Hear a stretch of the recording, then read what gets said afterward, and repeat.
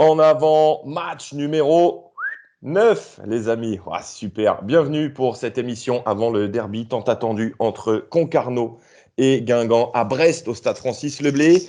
Gaëtan, ça y est, t'es prêt à aller à Leblé chez Jackie Le Gall? Ben ouais, retrouver le blé où on n'a pas été depuis longtemps. Oui, bah oui, ça va être sympa, un derby, en particulier évidemment parce que ça se joue à Brest, mais ouais, forcément que il y a une petite excitation avant d'aller à ce match, forcément. Alors, vous voyez donc le menu de cette émission numéro 9, match reflet. Qu'est-ce que c'est que match reflet? Eh bien, tout simplement, ça a été un peu notre analyse à toutes et à tous, journalistes, suiveurs, entraîneurs, joueurs. C'est que le match contre 3, le 0-0, ça a été le reflet de la saison pour les Guingampais. Ensuite, on parlera de la défense qui a atteint le seuil d'un petit record sous l'ère Dumont. Gaëtan, tu nous en parleras. Ensuite, on abordera évidemment Concarneau avec toi. Puis, on se replongera dans des souvenirs assez récents, les 30 ans du Cop Rouge, parce qu'on a une petite revanche à prendre par rapport à ça. On vous rediffusera aussi une petite partie du podcast consacré au fameux Concarneau Guingamp de 2014 que l'on avait enregistré il y a quelques semaines. Et puis on terminera par le quiz. Bon voilà, on évacue le score, 4-1 pour Gaëtan, challenge Profitroll. Voilà, c'est balle de match ou rien aujourd'hui.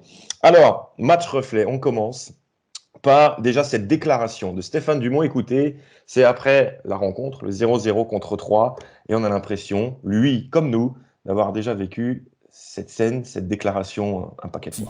Ouais, c'est difficile. C'est difficile parce qu'on a le sentiment d'avoir fait un bon match et de ne pas être récompensé. J'ai l'impression que c'est. Je l'ai dit souvent, j'ai l'impression que cette analyse-là, je l'ai faite assez souvent après les matchs. Voilà, on a eu des temps vraiment forts où on doit être capable de concrétiser et de faire basculer les choses. Maintenant, on est dans le vrai. Voilà, je considère qu'en termes d'ébauche d'énergie, en termes d'animation, tout est fait. Maintenant, il faut être efficace parce que ça nous permet de passer devant, ça nous permet de valider en fait tout ce qu'on fait de bien. Donc, une déception de ne pas être récompensé du bon match de l'équipe et en même temps de se dire qu'on est dans le vrai et que aujourd'hui, c'est un peu le reflet de notre saison, ce match-là, mais que voilà, en persistant et en continuant à en faire plus, je vois pas comment on peut pas être récompensé de mieux. Qu'est-ce qu'un match reflet, Gaëtan? On s'est tous dit ça après le match Guingamp Ouais, 3. On a l'impression d'avoir vécu 5, 8, 10 fois déjà cette saison. ouais, des matchs que Guingamp maîtrise, où Guingamp se crée, alors pas forcément une tonne d'occasions, mais quand même quelques-unes pour faire basculer le match, mais n'arrive pas forcément à le faire. Concède très peu et pour le coup n'a pas concédé de but parce que c'est arrivé aussi parfois que Guingamp concède peu mais concède un but comme face à Concarneau par exemple au match aller. Mais ouais, des matchs que Guingamp maîtrise globalement, se crée les occasions pour les faire basculer, en concède peu et à l'arrivée ne parvient pas à gagner ce genre de rencontre. Il y a eu tellement de matchs comme ça, on repense évidemment aux défaites contre Concarneau, Paris FC et Dunkerque, mais match nul contre 3 là d'accord, contre Bordeaux aussi à l'aller, et d'autres encore, il y en a quelques-uns, celui face à Rodez en fait partie aussi, parce qu'il était parti dans tous les sens, mais Guingamp aurait dû le gagner celui-là, enfin c'était assez incroyable de ne pas le gagner à l'arrivée. Et finalement, ça s'est répété tellement de fois, ce genre de situation, que ben ouais, c'est le reflet de la saison, tout simplement. Alors, qu'est-ce que ça veut dire match reflet? Ben, nous, on a ciblé 4 parties dans ce match reflet en termes de tir cadré, de ratio but par tir, les ballons touchés dans la surface et les centres. Je vais vous développer tout ça aujourd'hui. Quand on regarde le classement de la saison guingampaise, Ouais. en termes de tirs et de tirs cadrés, on est pas mal. On est cinquième, la cinquième équipe qui tire le plus par match, je vais y arriver. En moyenne, c'est 12 tirs par rencontre. Là, je vais vous retrouver les stats de Guingamp 3. On ne doit pas être très très loin dans ce secteur-là. Mais le ratio d'efficacité, il n'est pas bon du tout pour les Guingampais. On y reviendra dans un instant. Parce que donc, on voit contre cette équipe de 3, 15 tirs pour Guingamp, 4 cadrés seulement, c'est 27% de tirs cadrés et donc 0 but. Quand on regarde la moyenne cette saison de Guingamp, c'est assez faible. Guingamp a le 14e ratio de tirs cadrés par rapport aux tirs, c'est 31%, 14e de Ligue 2 dans ce secteur-là, et c'est même beaucoup plus prononcé depuis le match aller entre Guingamp et Concarneau. Il y a eu 11 matchs depuis, et la moyenne de tirs cadrés par match, c'est 30%. 7 matchs sur 11, Guingamp a eu moins de 30% de tirs cadrés. Je m'explique. Concarneau, 2 sur 18. Angers, 5 sur 21. 21 tirs, c'est quand même énorme. Rennes, 16 tirs, c'est énorme, mais 4 tirs cadrés. Et alors là, les 4 derniers matchs, c'est encore pire. Ajaccio, 0 cadré en 5 tirs. C'était le pire match de toute façon de Guingamp. Contre Caen, 1 tir cadré sur 7, mais c'était le but de Gomis. Bordeaux, 2 sur 13 et 3, 4 sur 15. Donc on voit là, Gaëtan, c'est vraiment l'illustration du fait que Guingamp se procure des situations, se procure même des occasions, mais le ratio de tir cadré n'est pas bon. Non, il est pas bon et finalement, quand on regarde le nombre de tirs, c'est vrai qu'on n'en retient pas non plus. Il y en a eu 15 là contre 3, on ne retient pas 15 occasions. Hein, alors, il y a rarement 15 occasions dans un match pour une équipe, mais on en retient allez, 4. Je pense qu'il y en a 3 en première mi-temps, là, de la 30e à la 45e, et puis une en deuxième mi-temps, surtout, hein, celle d'El Ouazzani, la reprise de volée, là. C'est à peu près ça, je pense, essentiellement qu'on retient finalement en sortant du stade. Donc, ouais, finalement, je pense que ce qu'on retient et l'image qu'on a de ce qu'a produit l'équipe reflète bien ce ratio à l'arrivée de tirs cadrés et par rapport au nombre de tirs au total. Donc, ouais, c'est assez cohérent finalement. Les chiffres semblent assez cohérents. Et souvent, dans nos retransmissions, dans nos directs, on vous dit, mais c'est pas possible parce que ces dernières années, Guingamp était relativement efficace face au but. Parce qu'en 2021-2022, la première saison de Dumont en Ligue 2 avec Guingamp, en avant est deuxième en ratio but par tir cadré. L'année dernière, Guingamp était deuxième en ratio de but par tir. Donc, il ne nous fallait pas beaucoup de tirs ni de tirs cadrés pour marquer. Sauf que cette saison, quand on regarde le classement du but par tir et but par tir cadré, 12e, les Guingampais. Donc, c'est un reflet total de cette inefficacité de Guingampaise qui pourtant, cette équipe Guingampaise qui pourtant tente. Ballon touché dans la surface, on a sorti cette stat il n'y a pas longtemps, Gaëtan, en avant et deuxième de Ligue 2 derrière Auxerre, avec quasiment 600 ballons touchés dans la surface depuis le début de saison. Et puis, contre 3, Guingamp a battu son record de centre dans la saison. Il y en a eu 35 contre 3. Malheureusement, il n'y a pas eu beaucoup de réussite sur ces centres. Notamment, on n'a pas souvent réussi à toucher Baptiste Guillaume, Guingamp, qui est également 3e de Ligue 2 en termes de centre au total dans cette saison. Et contre 3, c'était également le 3e meilleur ratio, en tout cas total, de ballons touchés dans la surface. Après Rodez, c'est le match où on en a touché le plus, le match fou, le 3-3. 41 ballons touchés dans la surface.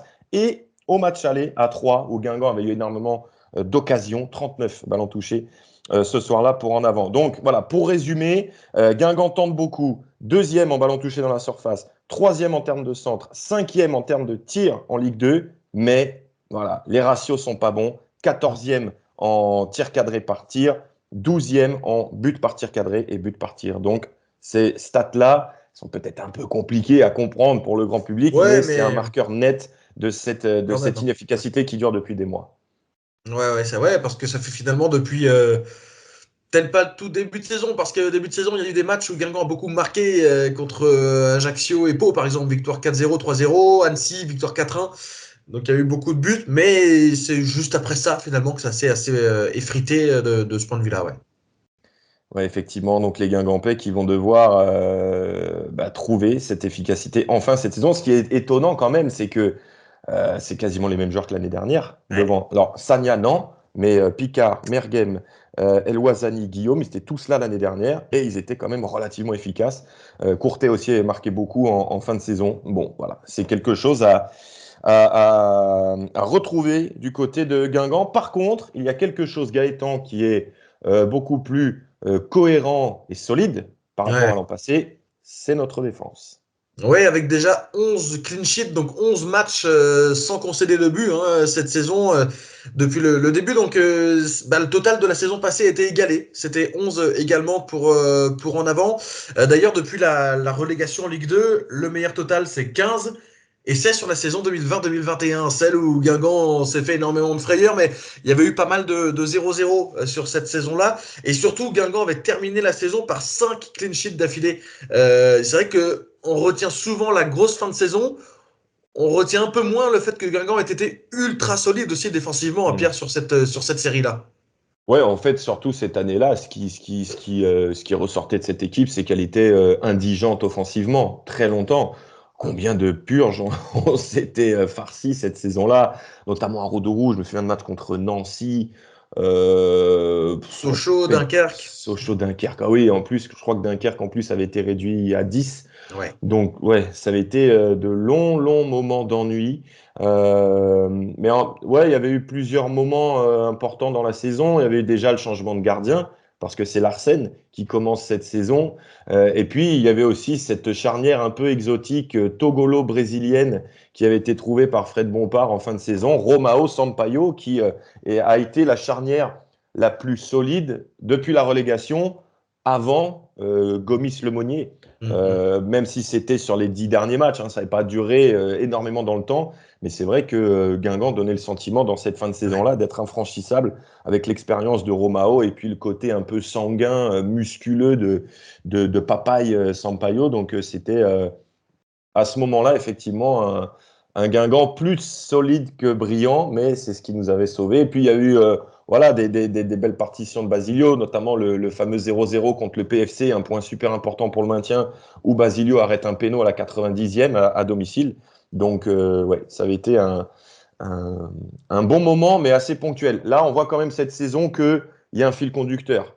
Alors, il y a eu quelques cagades, tu vas en parler, je crois, mais en termes de régularité, c'est on souffre pas beaucoup quand on voit l'adversaire attaquer à Guingamp. Il n'y a pas beaucoup de vagues, il n'y a pas beaucoup de temps fort pour les adversaires. Donc ça, déjà, c'est quelque chose de positif.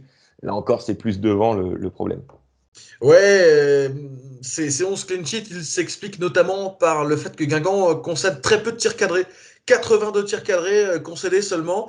Il n'y a que Ajaccio qu'on a concédé moins, 68 depuis le début de la saison.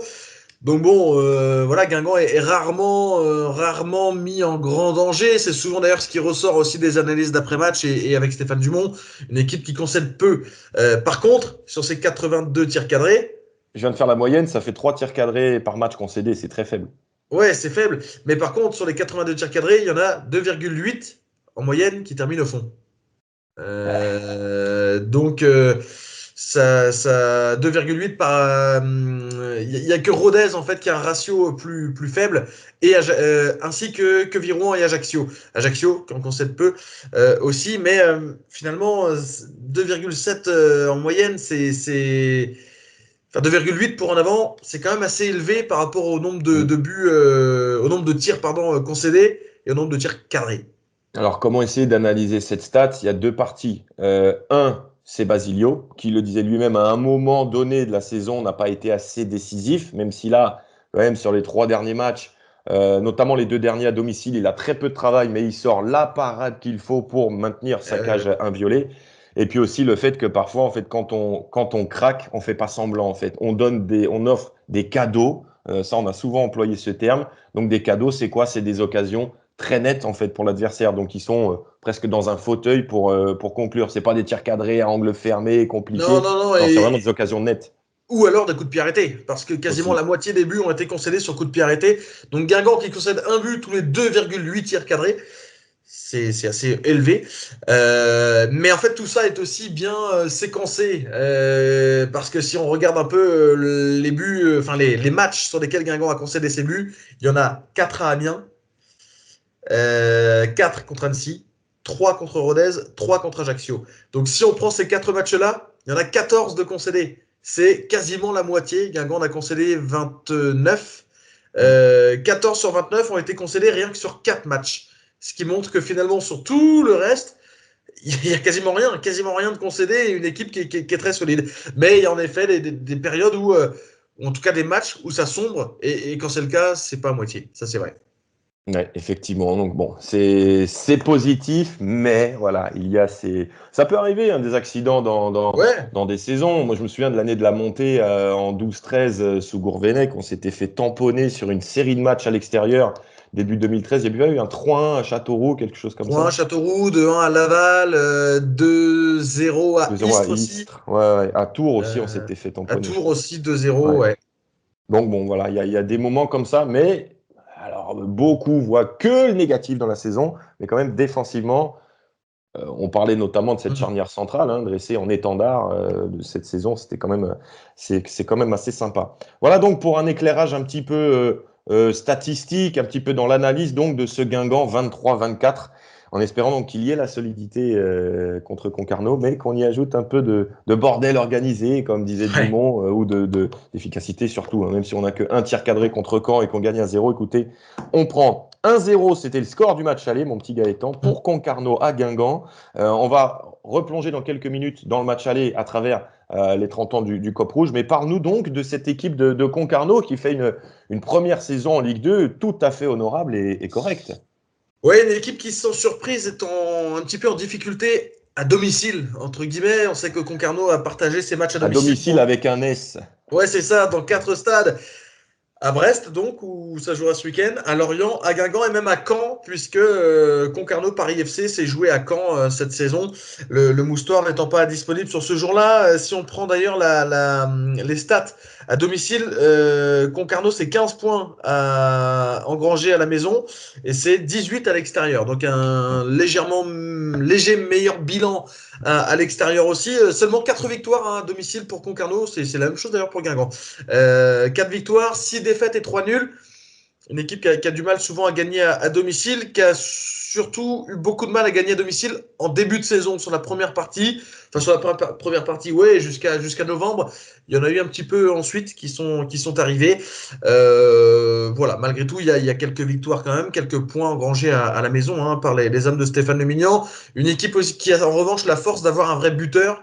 9 buts pour Papi Bnouba, en sachant qu'il a loupé 3 bonnes semaines de compète avec la Coupe d'Afrique des Nations.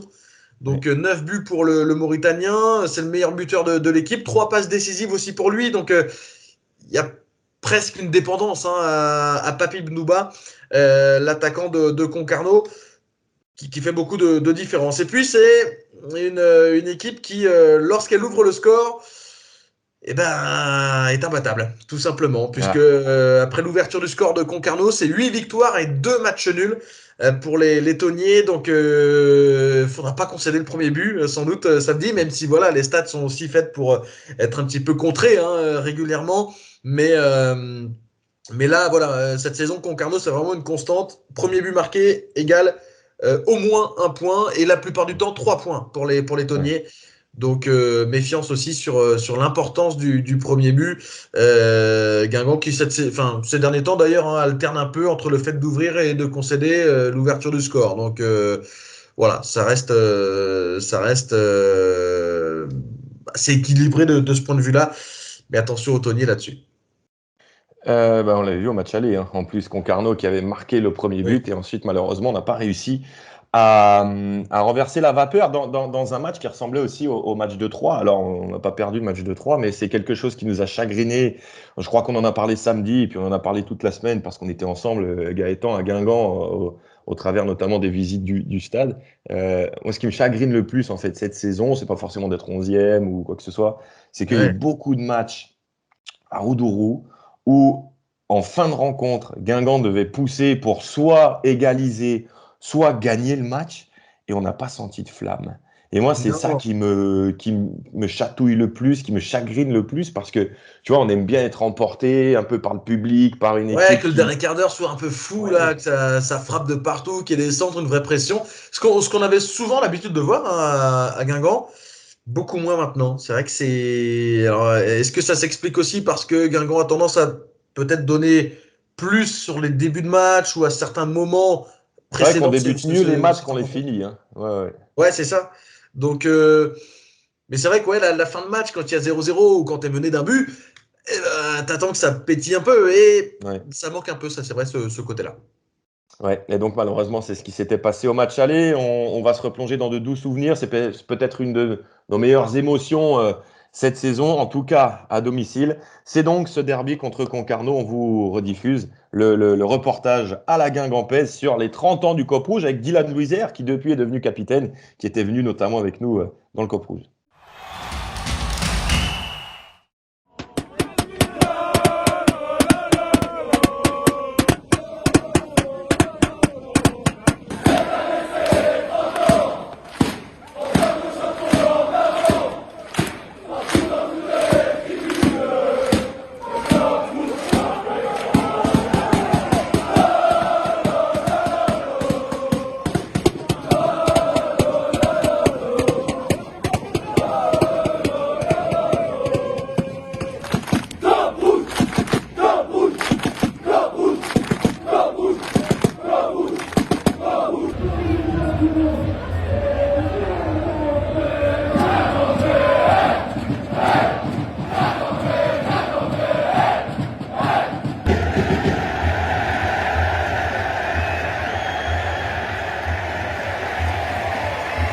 La début de la porte qui est organisée par Roland Cohen et Roland Gangador. Nous revenons bien sur cette début de la porte tout à l'heure en habitant le 7 qui est rentré.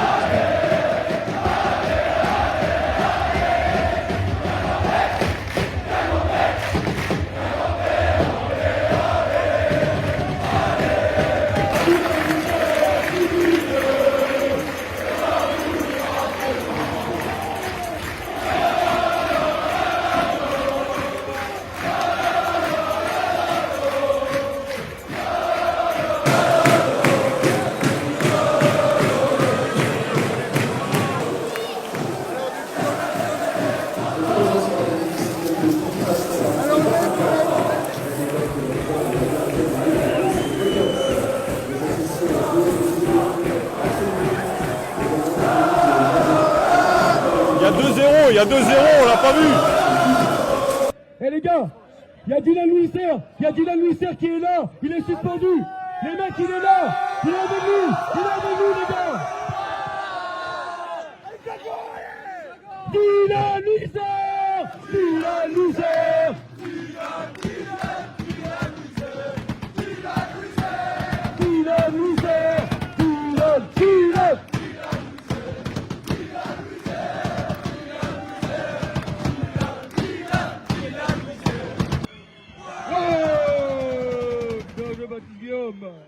Écoutez, vous êtes prêts?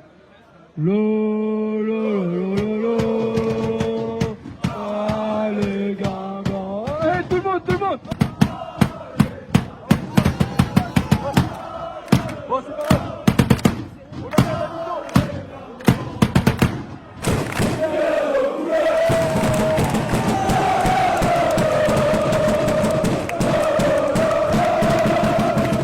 Bon, Dylan, retour en tribune, comment c'était cette expérience? Franchement, c'est magnifique. Moi qui avais jamais été dans un COP, tout simplement, j'avais pas eu l'occasion d'y aller. Et franchement, je suis très heureux d'avoir fait mon premier COP à Guingamp. Là, c'était terrible, il y a beaucoup de monde. Les gens ils sont tous là en train de chanter. On sent vraiment l'amour du club dans leur chant, donc c'est magnifique.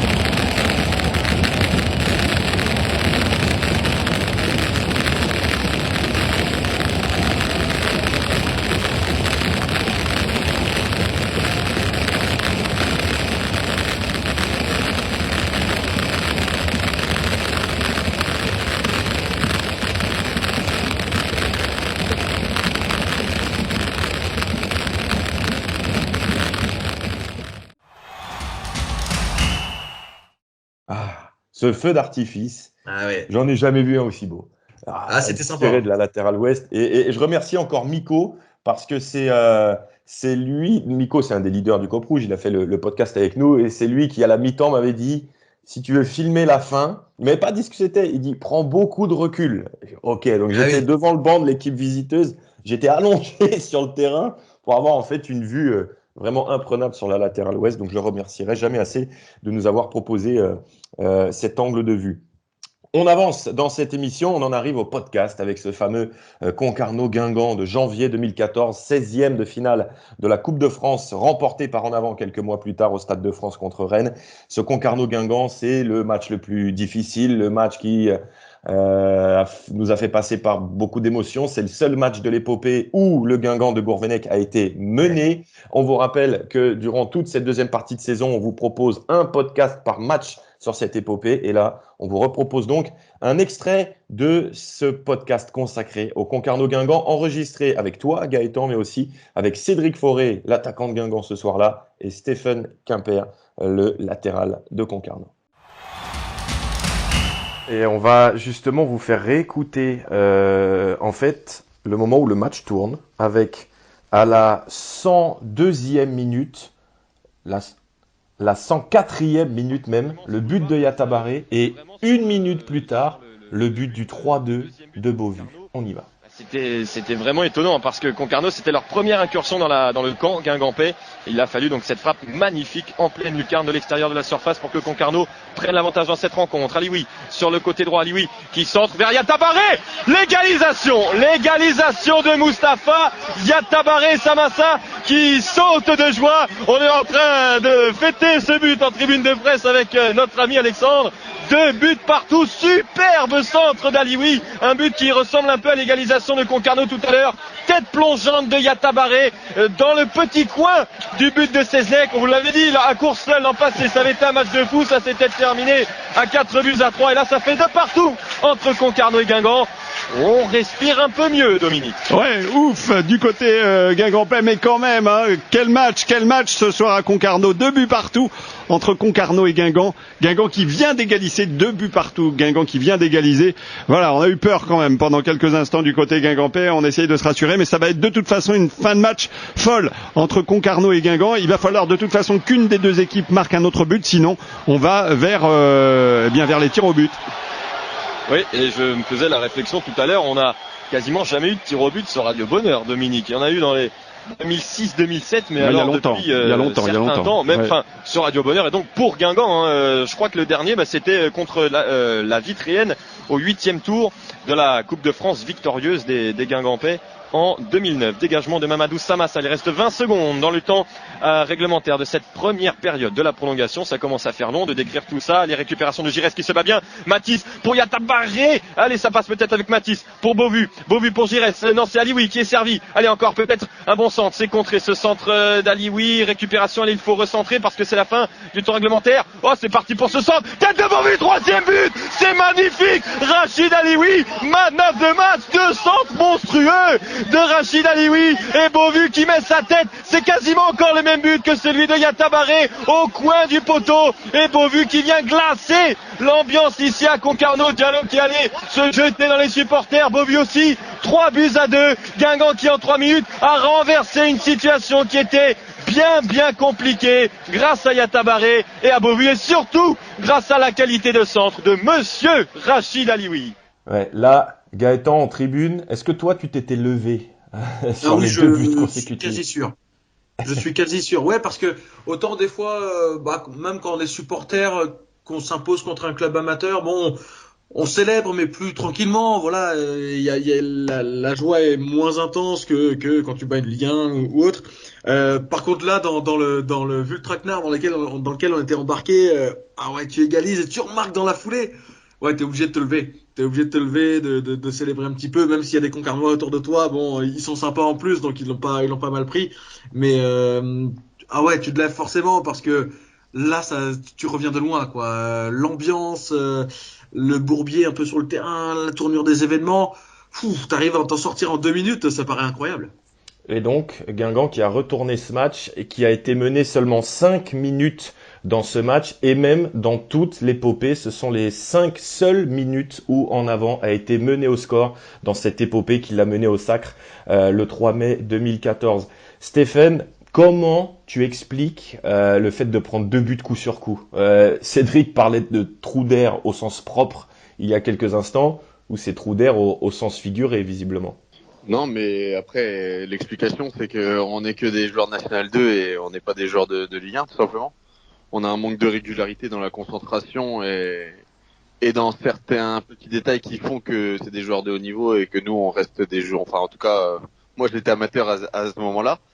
Mais c'est des petits détails et au final, c'est sur des petites actions comme ça qu'on voit la différence entre le haut niveau et le monde amateur. C'est que sur la moindre petite erreur, on l'a payé cash et au final, on a fait deux petites erreurs. On a laissé la porte ouverte pour centrer 2 fois et puis 2 fois on n'était pas là à bousculer à Yatabaré pour qu'il puisse éviter de mettre cette tête et voilà, on paye cash et c'est là où on voit le réalisme un peu du haut niveau et on l'a pris de plein de fois ce jour-là.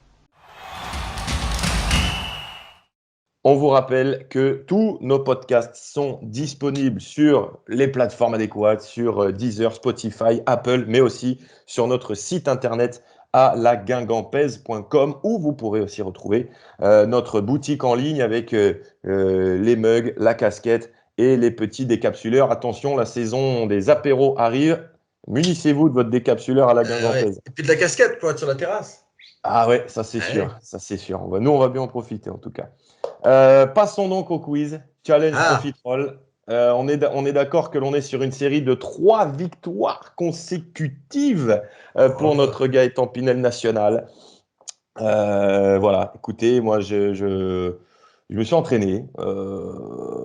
J'ai plus rien à perdre. Donc, écoutez, oui, c'est finalement ça. Ouais.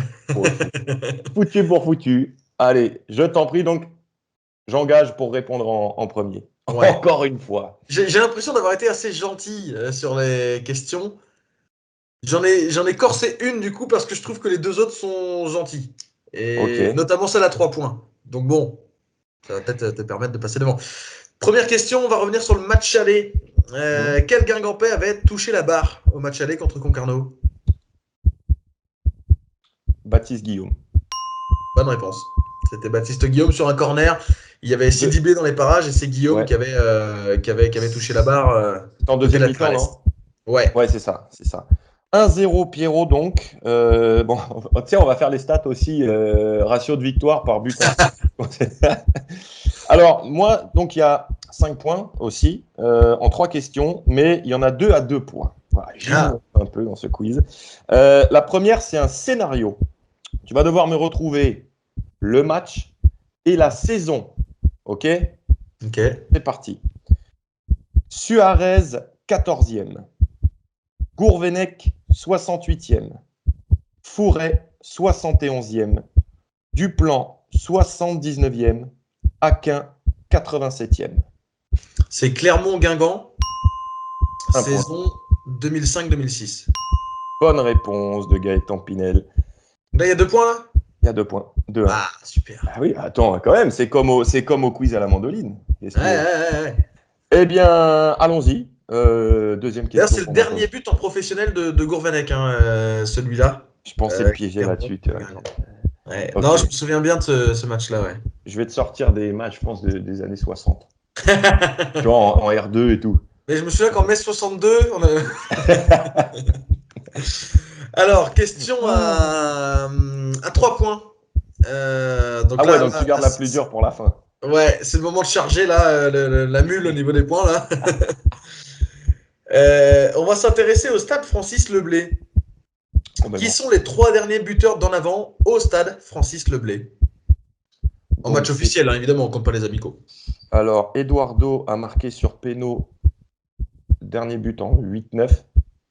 Parce que, attends, on est d'accord, on les joue pas depuis 2009-2010, mais en 2009-2010, on marque pas.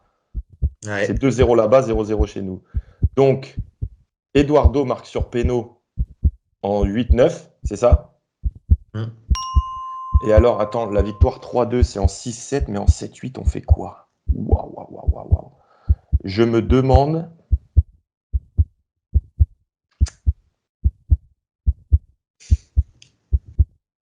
Est-ce qu'il n'y a pas... En 2007, je pense que c'est 2007-2008 qui va m'avoir. À l'aller, on fait 1 partout. Et au retour, je crois qu'on fait 1 partout aussi. Je te laisse encore une trentaine de secondes. Ouais, tu vois, j'ai le score, j'ai 4-5, 5-6, je suis bon, 5-6, c'est Suarez.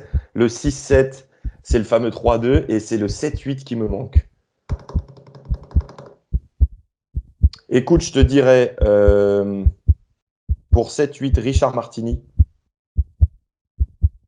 C'est ça ou c'est pas ça? Non, c'est pas ça, il était plus là. Ah oui, en 7-8, 7-8, je sais plus. Alors écoute, je vais te tenter un Chérény. Pour 6-7? Oui. 7-8, t'as répondu là, du coup, c'est pas bon. Ouais. 6-7, Chérény, c'est bon. Ok. Et 7-8, c'était Steven Pelé. Ah ouais, il m'a effleuré l'esprit, mais c'était pas net dans ma tête. Steven Pelé, donc ça te fait 2 points sur 3 avec Chérény et Eduardo. En effet, il y a eu 2 fois 1 partout.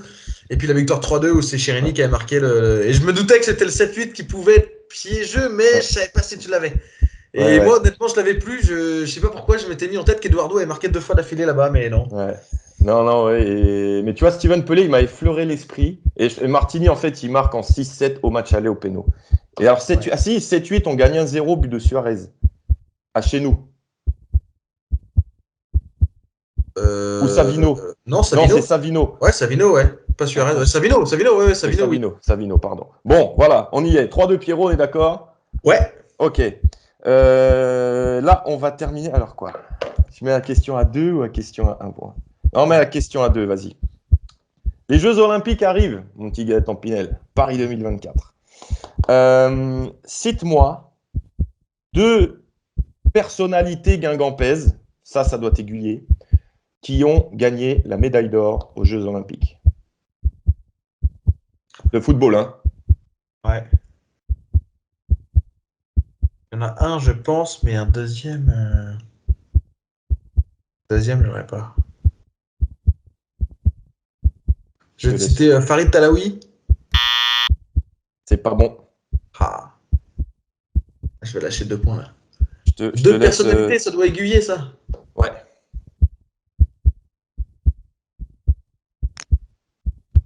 Ils ont gagné en tant que joueurs. Hein. Ouais. 2 personnalités. Il te reste 20 secondes. Personnalité, ouais, je vois pas trop. Ouais. 10 secondes. Je sais pas, Candela. C'est pas bon. C'était Guy Lacombe en 1984 et Wilson Oruma en 1996 avec le Nigeria. Ça, je le savais en plus, ça j'aurais dû. Ouais. Autant Rouma, j'aurais pu retrouver. Ouais. Alors donc, balle de match pour moi sur cette question, du coup, c'est ça? Un point. La question horrible. Ouais. La réponse, c'est Steven Pelé. Ouais. C'est un CV. Ok. Guingamp. Attends, je note. Hein. Ouais. Louan Cuiseau. Ouais. Laval. Ouais. Rouen. Et ensuite Le Puy et Dinan-Léon pour finir la carrière en amateur. Ah, t'es chaud, toi. On rappelle à ceux qui nous écoutent, Guingamp, Louan Cuiseau, Laval, Rouen, Le Puy, Dinan-Léon.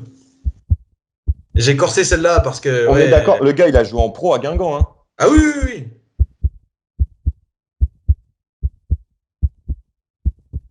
Ah, 40 secondes, un truc comme ça.